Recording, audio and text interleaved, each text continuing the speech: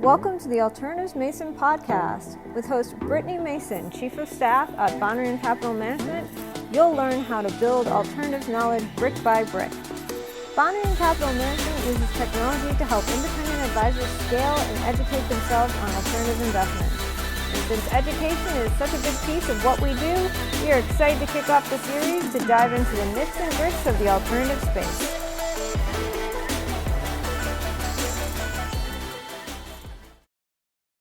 Hi, everyone. This is Brittany Mason, Chief of Staff at Banrion Capital, and we are back for another episode of the Alternative Mason right here live from the green couch.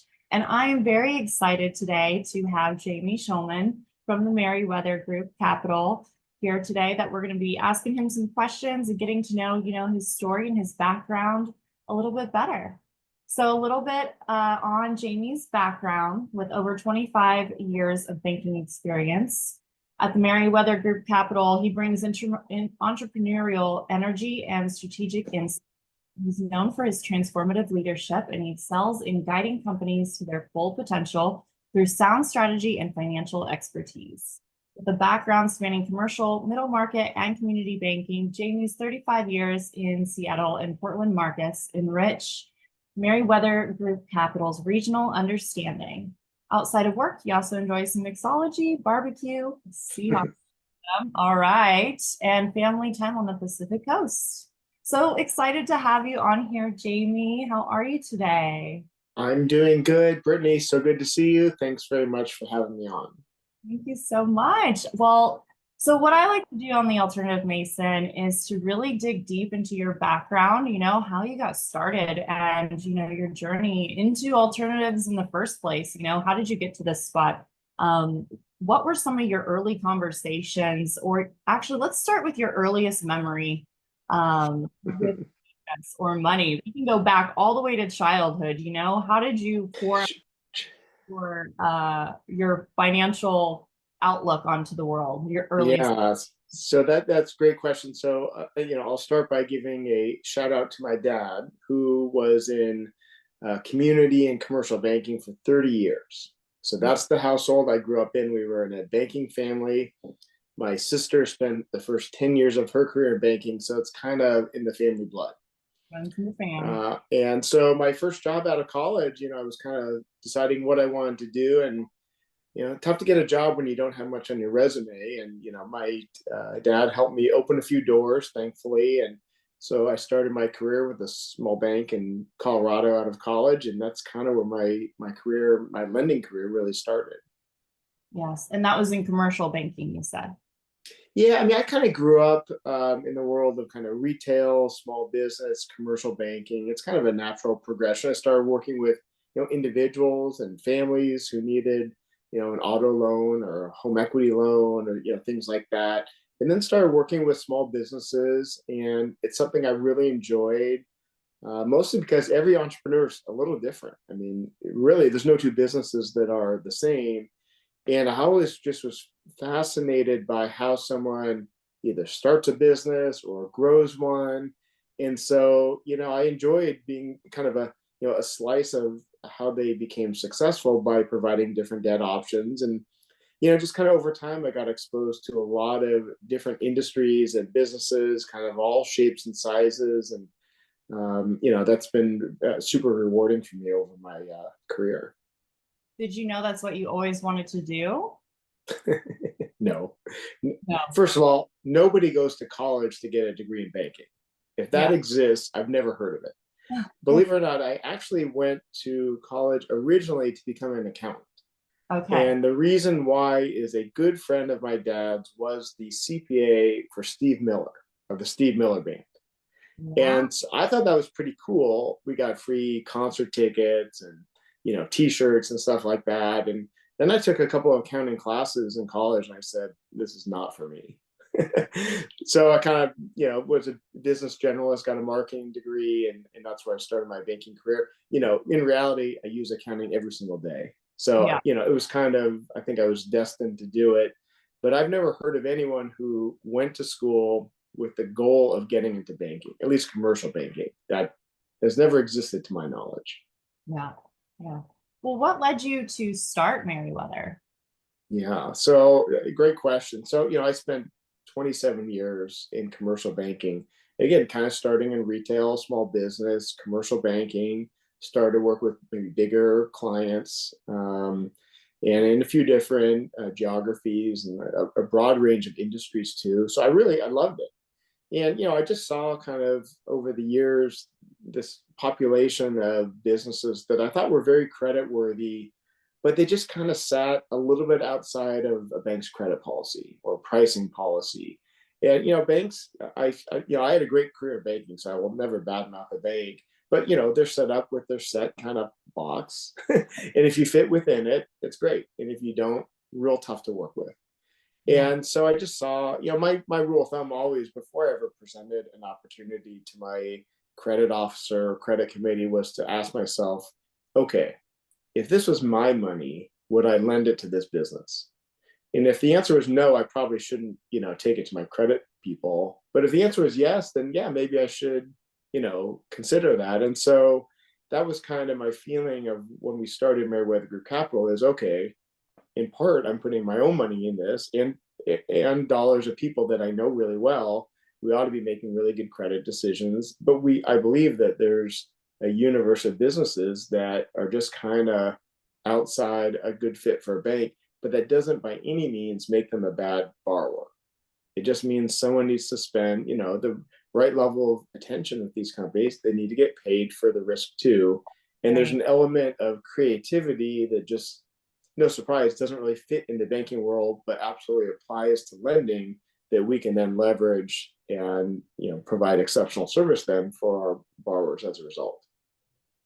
During your time as, your journey leading up to Meriwether, as a banker and helping these small businesses and mid-market, what do you feel you took away from all of that experience that you're applying now with Meriwether? Yeah, so first and foremost, I have a high degree of empathy and humility for these businesses because these, we're working with companies that are mostly founder owned, closely held businesses. These aren't big publicly traded companies. So there's there's real people.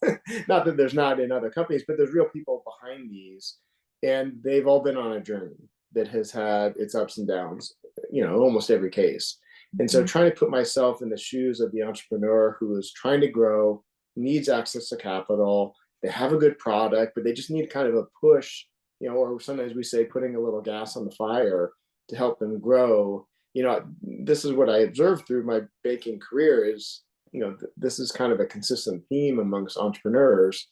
And if we can address these issues in a creative way, then that's a win, both for them and, clearly for ourselves too.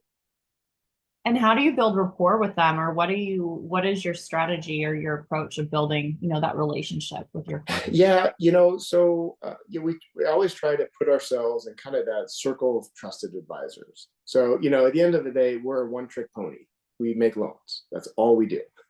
But, I've also been pretty well networked in the banking community and frankly with others, CPAs, attorneys, et cetera. And so my feeling is, okay, if I can provide value to these businesses that is both kind of within the scope of what we do, but then also outside of it, recommending, hey, here's a CFO you might want to hire or an attorney you might need, then I'm really providing value. And that's, one of the reasons I really love the market that we focus on is, again, these are closely held businesses. These are individuals who need help, to grow. And if we can come in there early enough and provide value, not just with debt, but also with kind of higher level guidance, that's really fulfilling for me. And, at the end of the day, we only get paid for making a loan, but it's the other stuff that really makes it rewarding and why I enjoy doing this. Yeah, yeah. So you're obviously very passionate about it. What do you find is the Well, maybe at the end of the day, as I thought about, well, what do I want to do with my career? My golf game sucks. The Powerball and Mega Millions people and I have never really worked out our differences there. So, what am I going to do? And so I enjoy, banking and lending has been my background and it helps people and it's rewarding, financially. So why wouldn't I, keep doing that? Yeah, yeah. What do you find is the biggest struggle for, entrepreneurs when it comes to when they're starting out? That Yeah. like Well, what are their obstacles, possibly like their mental obstacles, perhaps? yeah. Well, access to capital is a huge one Yeah. because I definitely have seen many entrepreneurs over the years who are very passionate about their product or service, and they know that inside out. But then there's also this thing called running a business.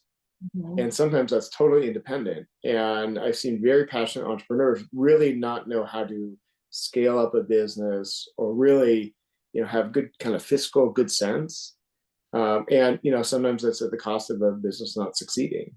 And that's a huge challenge. And so, to the extent business owners kind of surround themselves with talent, both inside and outside the company, that's where I see businesses that are really thriving. Yeah. Yeah. So, yeah, you're known to helping companies realize their full potential. You've been dubbed a change agent. So tell me more about that. Uh, that's a great question. In full transparency, I'm not sure where that came from, but I guess to the extent that we come into, we're very opportunistic lenders. So first of all, we don't lend into businesses that are struggling. We Okay. lend to businesses that are having success, which we kind of define through net income or positive EBITDA results, and then really help them accelerate it. So when I think of like, well, change agent, to me, that's kind of helping a business take it to the next level and going from just kind of on the precipice of being cash flow positive to really kind of blowing up the business. And that might mean that they just want to continue to grow indefinitely. It could be growing with the intent of selling. And if we can help them kind of pivot in that direction, as you think about kind of the hockey stick growth of some of these small businesses, that's kind of, I think, what we're talking about with, change agent. Yeah. And you help them the whole way through, all the way to if they do want to sell, you help them the full way through. Um, Yeah. So first of all, we're just a debt provider. We just do the loan. But no, number one, we're underwriting the loan all the way through until maturity, meaning we collect financial reporting pretty much monthly with our borrowers. So we're staying really close to them, not just until we book a loan, but all the way until we get repaid. mhm. And so we stay in conversation with our borrowers, often monthly, could be more, could be a little less, something like that. Um, and make sure that we're kind of locking arms with them all the way through until maturity. Now, what I would share kind of beyond that is we have, I think smartly partnered with a couple other general partners in our company, one of which is the Meriwether Group. Meriwether Group is primarily an investment bank. So while we do operate completely independently from them, they're a really important partner to ours because oftentimes a business may approach them and want to raise equity or sell a company or some combination of those things, but need to maybe bridge a timing gap while they're kind of preparing to do that. And that's where we can be a really good kind of interim bridge solution while they're going through that.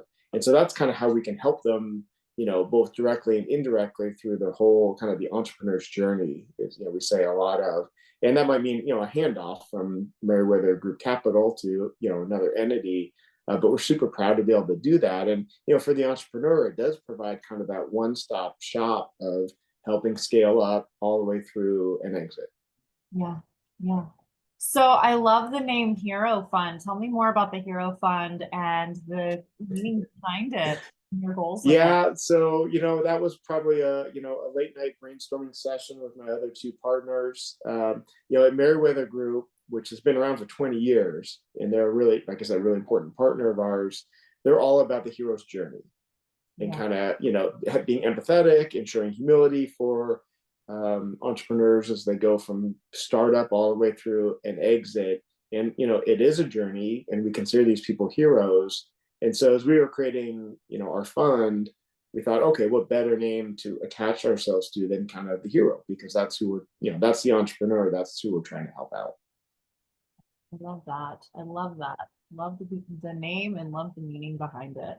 Yeah. Now, I'll be the first to also add, one of the smartest things I ever did was surround myself with people way more creative than me. So, it's good to have some marketing folks around you, and they've been super helpful, with our, a lot of our branding and name and, who we go after and that kind of thing. That's fantastic. Yeah, I mean, what do they say? We're like our five people closest to us. So, you got to really rely on your team and surround yourself by people you want to help elevate you. I am all about surround yourself with talent and let the people around you do what they do best and Yeah. support the heck out of them along the way. And delegate those tasks that they're better at, that they can handle. So Absolutely.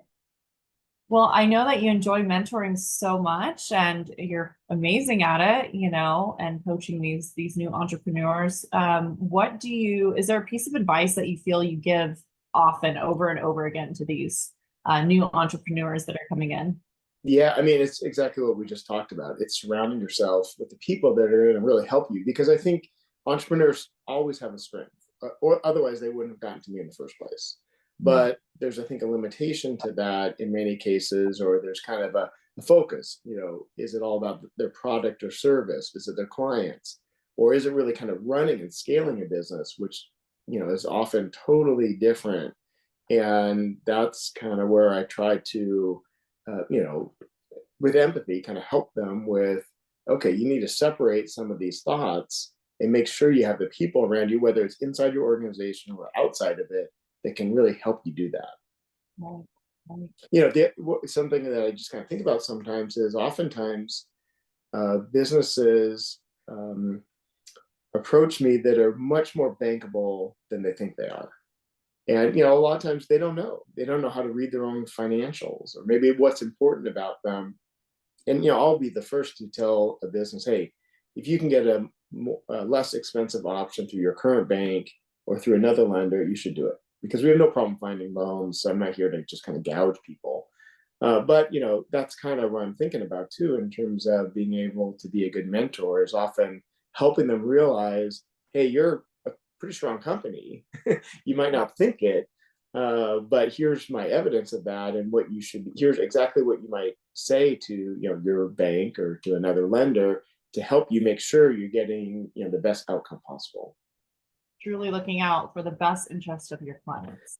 Well, I mean, at the end of the day, these things come full circle in life, and as much as we want to be helping our borrowers, at the same time, when they have a successful exit and a liquidity event, we want them to become an investor in our fund too. So, these things, help out each other over time. That's right. Full circle. So speaking of, surrounding yourself with people, that are going to help elevate you, what were some of your mentors that have influenced you the most throughout your career? Or have you had anyone? Was there one that you think back and you're like, wow, that really helped elevate me and put me on the path to success to where you are now? Yeah, I've been blessed with a great family and a great upbringing, and I feel very strongly about both my parents. But because it's the banking angle, I kind of look at my dad, and he is still doing great, long retired, for many years now. But he's really one I looked at in terms of how do you provide exceptional service to both, to your clients, whether they're inside your organization or outside of it, meaning borrowers, and how do you show humility and empathy and grace with these groups that are struggling to succeed, sometimes are just kind of on the precipice of success. And he really modeled the way for me in terms of, hey, what does it take to just be a good person? Because that's all we're doing, at the end of the day, that's what we're doing. And he led the way without ever saying it overtly to me. I just kind of picked up on it over time, hopefully on a good day, and can share that with our clients.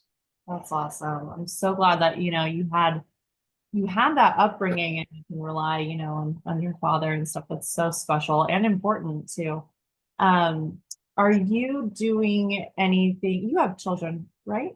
Yeah. Yeah, we have one son. He's a Yeah. seventh grader, and Great. he sometimes asks me, he's actually beyond the age now where he asks, like, well, what do you do, like, for a living? Wants to understand. He's interested on his It, own. Yeah. well, which is great. I don't know if he'll follow exactly my path or not, but he used to ask, well, when he was younger, like, well, what do you do all day? And so, my a little bit flip answer, although there's a lot of truth to it, is, well, I turn dreams into reality. That's what I do. Yes, I love that. Yes. And well, I was just wondering, how now in your household, are you passing that down just like your father did? What kind of conversations are you having? Because I feel like this is it's what plants the seed, and how we are introduced to money in our Yeah. formative years, I think influences all of our decision making as adults subconsciously. We don't even realize it. So it it puts us on that path. So I'm always just curious, how those seeds are being planted, and what kind of conversations then are going on with your children. Yeah. So yeah, I am a little Setting geeky up for their about. Yeah, I am a little geeky about that. I mean, my wife and I used to have a kind of quote finance date every month or so where we kind of looked at a balance sheet together, because I see a lot of households where there's maybe one person who kind of runs the finances, and Yeah. if they get hit by a bus, that's kind of a bad situation for a number of reasons. And I Yes. never wanted to have her not know what's going on, and so we share in that responsibility. And with our son, we try to kind of introduce things at a pace that he will understand. I mean, I do think it's a shame, really, schools, at least when I was growing up, had no concept of, financial prudence, or, finance basics, or how to balance a checkbook, which we really don't even need to do anymore. But, some of these kind of common sense things. And so we try to implement that at home. He does have a bank account. He knows what's in it. He understands kind of how money gets transferred. He knows how to take a picture of a check with our phone and deposit it. So, we're kind of doing these How often things. are we getting checks now? Like actual physical checks. It's so Yeah, not often, but he knows how to do it, which I think is important. Probably puts him ahead of most of his friends. yeah, And so we kind of introduce these things slowly yeah. without overwhelming him. But these are things he's probably not going to pick up in school. So it's good. I think it's our fiscal responsibility as parents to help them understand this stuff. Really is. I mean, I didn't learn any of that stuff till later on in life. And so my journey into finance has just been so drastically different. And my relationship to money has definitely it's been a journey. I feel I have a healthy relationship to money now, but it's been a journey because I didn't grow up in that kind of world at all, and really only made the move over to finance in the last few years. I came from more of a marketing background. And so very, very different. And so, yeah, I always want to know like the background and really dig deep with guests on here, especially because we do have listeners that are in the industry, of course, but actually a lot of my listeners may not have a finance background, and they're really just learning along with us. So yeah, I thank you Yeah, I for mean, I do think there's just not enough kind of education around how to be a responsible adult managing money. I mean, if everyone was, they're, I don't know, banking relationships might be a little different, but we just doing our little part, to help out. exactly. So what kind of trends are you seeing in private credit at the moment? Yeah, well, I mean, private credit is certainly a hot topic in lending and within the world of kind of alternative investments, which that's just kind of one of many verticals within it. Based on kind of general banking conditions, where interest rates are, et cetera. I mean, private credit is having, I see this a lot, this kind of golden moment where it's, I think, globally it's a $1.5 trillion universe that is expected to double in the next 5 years. So, there's certainly a lot of attention being paid around private credit. We've just tried to kind of carve out our small niche within it. I mean, we're a tiny pebble in this big ocean, which is okay by me. And it seems like, banks have their focus, which they should. And it seems like there will continue to be a need really for kind of capital markets outside of it. And private credit that's their job. What should advisors, consider before they move into utilizing private credit as an alternative? Sure. Well, I mean, I'm a little biased because I'm on the other side of that question, but I think it's starting with understanding the fund manager. What is their strategy? What kind of makes them different than another kind of like fund? How are they underwriting their loans? How are they kind of pricing loans? Just kind of the composition of the assets, which in this case are generally a portfolio of loans. I mean, that would be kind of the starting point for me. And then understanding, okay, where does that maybe fit into or complement the rest of my portfolio? Yeah, yeah. And why should they use private credit in their portfolio? Why? Yeah, well, I mean, first of all, I do think that as really an income earning asset, which really this is, because we're all about preservation of capital and then a recurring income stream, which we do via a quarterly distribution. I think this is a yield strategy. And so if someone has, a fixed income portfolio already that is filled with safe investments, which I would consider like treasuries or munis or bank CDs, things like that. I say this a little jokingly, but given where those are priced relative to inflation, you're kind of losing money safely. That's how I see it. And so private credit or other kind of alternative investments can provide a little bit of yield upside to that and maybe complement the rest of that kind of portfolio, albeit with some degree of credit risk, which I think is moderate and from my opinion, but you got to make your own decision on that. And that's kind of where this often fits in. Plus, think about where else can you get have an investment in a portfolio of business loans. I mean, I'm not aware of a lot of instruments where that exists, and so it's a diversification tool.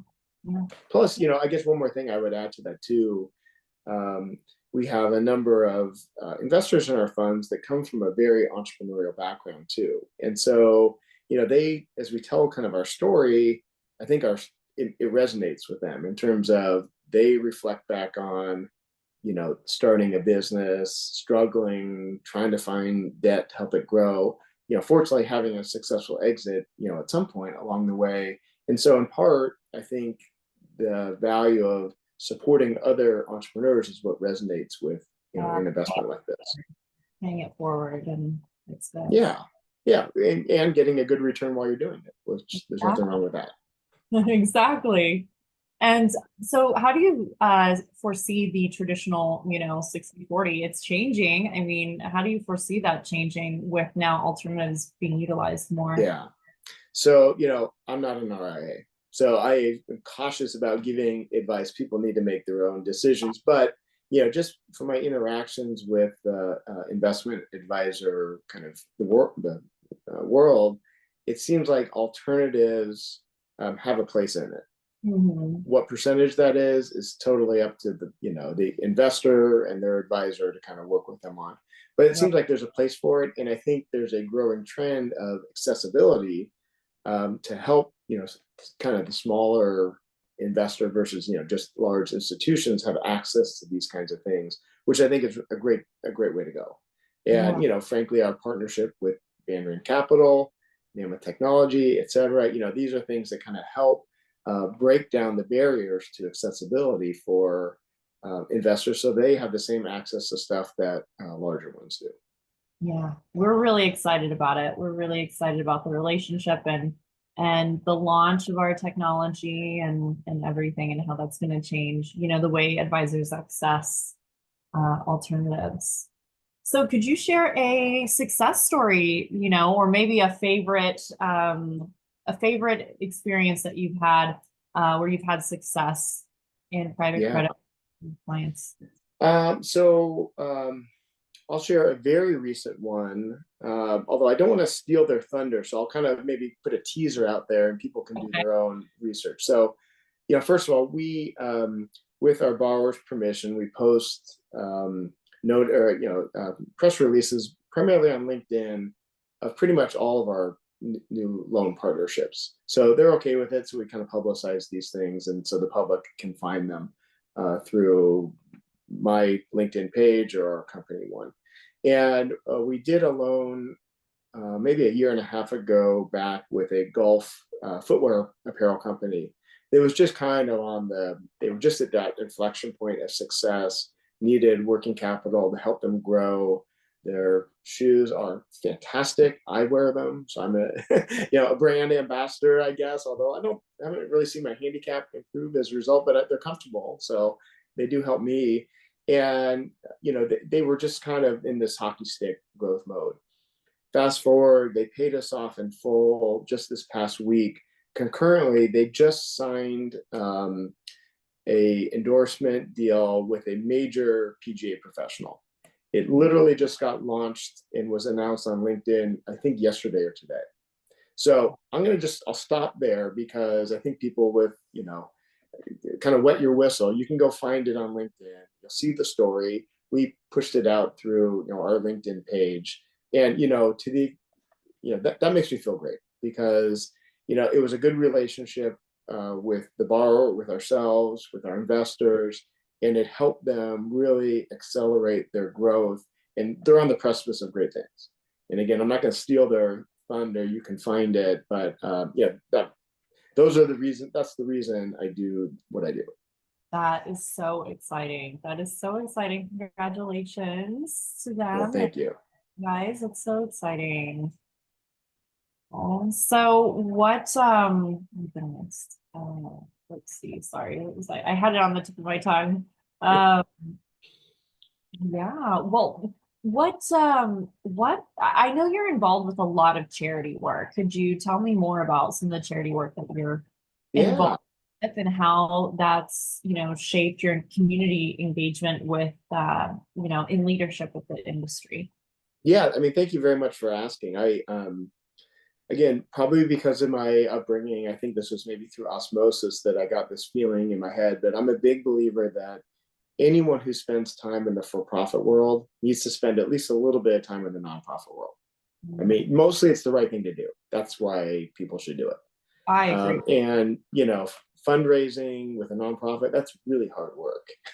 And, again, these are often nonprofits that are really passionate about supporting whatever their cause is, but having sufficient capital to do it really hard. Yeah. And when there's economic downturns, it's even harder to do that. COVID was tough for the nonprofit world. So, I'm a big believer that you should do that. I've spent time with a number of nonprofits kind of over the years. Currently, I work with Boys and Girls Clubs of Portland. I think doing stuff for kids, kind of kids and pets and basic needs, these are all really good, themes that resonate with me. And so I'm super proud to work with them. I think most people know generally what Boys and Girls Clubs do. This agency does fantastic work, super proud to partner with them. And, mostly it's the right thing to do. But the people I get to work with there are great. And, I can help support them in a variety of different ways and, think very highly of them. Kind of beyond that, I do, I think because of my background, get looped into a lot of like finance committees. Yeah. So I'm on kind of finance committees of a few other organizations too, which I'm happy to do. And if I can, offer some value or perspective, again, happy to do that. But, let this be maybe a challenge for people who are listening or watching this, find something you're passionate about and attach yourself to it. These nonprofits want your help. And so it's not too hard to find one that probably could be a good fit. I completely agree. I think it's so important to give back. And I love your philosophy. If you're in the for-profit world, you should definitely be involved in some way in the nonprofit world as well. The Boys and Girls Club is such a great organization as well. Yeah. Totally Are there agree.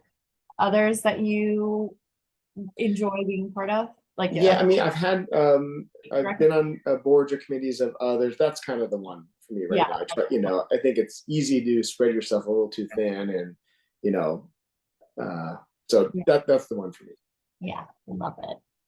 And what type of misconceptions do you feel there are with private private credit exactly when it comes to So I think the biggest is we're a hard money lender, okay. which we're not. I kind of view the difference being that a hard money lender, and I don't have any problem with hard money lenders, but I kind of view that term as helping a business that's struggling. Okay. And that's not what we do. Now, maybe there's other private credit that kind of does more distressed debt, which that would be, where I would really consider us to be a much more opportunistic lender. So Okay. these are companies, again, that are already cash flow positive. They're trying to accelerate their growth, and we're here to help them. Most of the lending we do kind of falls under one of two buckets. It's either permanent working capital to help spur kind of organic growth, or it's to do acquisitions. Mhm. That's probably 95% of what we do is one of those two things. And that is not, a hard money loan, in my opinion. And that's kind of the difference. I was going to say, how are you evaluating who your clients will be and narrowing it down to who you decide to? So that's a pretty thorough assessment. I mean, in part, it's looking at financials. We look at profit and loss statements, balance sheets, cash flow statements, etc. Look at trends. We do our own analysis. But then beyond that, we're meeting with the borrowers, generally face to face, walking the machine shop floor, or their business location, meeting with the management team, understanding who are their clients, who are their suppliers, what could go wrong, what's their defensible position, how did they get out of this, how do we get out of it. These are kind of all the questions we go through as we do our assessment. And with the world of alternatives evolving and changing, how do you see private credit evolving as well? Yeah, well, it's certainly growing. I kind of, in some ways, I don't like to use the word hate, but I kind of hate that we're lumped into alternative investments, because private credit sits alongside a lot of other categories that have much different risk profiles. Okay. And, at one end of the spectrum, I don't know if that you would consider that the safest of alternative investments. Some might, but on the other end, you might have things like rare wines, or art, or collectibles, things like that. And that's totally a different strategy. It's a different target market. It's a different return profile. And so, but we get lumped in together. Maybe someday we won't, but for now, that's kind of where it is. And there's lots of other categories too. Things like private equity, hedge funds, cryptocurrency, all sorts of different things. And so it's hard to compare private credit to any of those, because it's a totally different strategy, risk profile, return profile. Well, as people, we're introducing this new technology in our partnership that we have, I was just wondering how you feel, things could evolve now that people advisors will feel that they have perhaps an easy to access. Yeah. So, first of all, I'm super excited about, regardless of kind of where you are in that risk spectrum, that accessibility to alternative investments is getting better. That's goal number one. And it's easier to access. The barriers to entry have come down. And, to the extent companies like Banrion provide hey, here's all these different categories we have and different options within them. I think that's a great thing to do. So I'm super supportive of that. I think there's probably more entrants coming into alternative investments than going out of it.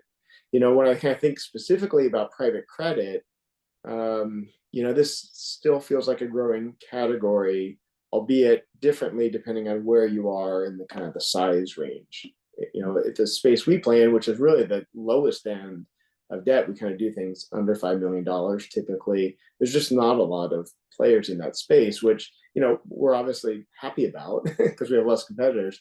But the barriers to entry are high, and doing small things efficiently, is probably, most people realize, is tough to do. And so I get it why there's a lot of bigger players out there, meaning funds that are $10+ billion, But at the same time, I think it's important to support the other end of that spectrum too. Yeah. How would you like, is there anything you would like to see change? I know you said that you don't want to be lumped in with all of the other type, their alternatives are so vast. But is there anything else you'd like to see, change as far as how the industry in itself operates or? Not really. I guess I don't get overly concerned about kind of the macro world around us. We just try to deliver a really good product and Yeah. support our entrepreneurs, provide a good return for our investors, make it work for us as partners too. And maybe I'm kind of putting myself in a bubble a little bit when I do that, but that's my universe and that's who I want to focus on. As much as maybe I'm a change agent within it, I don't feel like I need to be a change agent for the industry as a whole. Let the bigger people, do that. Mm-hmm. Well, what are some of your favorite perhaps podcasts or books or resources for people out there that want to learn more about, private credit and how to utilize that in their Yeah, I mean that's a great question. I do stay kind of tied to the industry, but what I see a lot is that the most press gets paid to, or the most attention gets paid to the biggest players.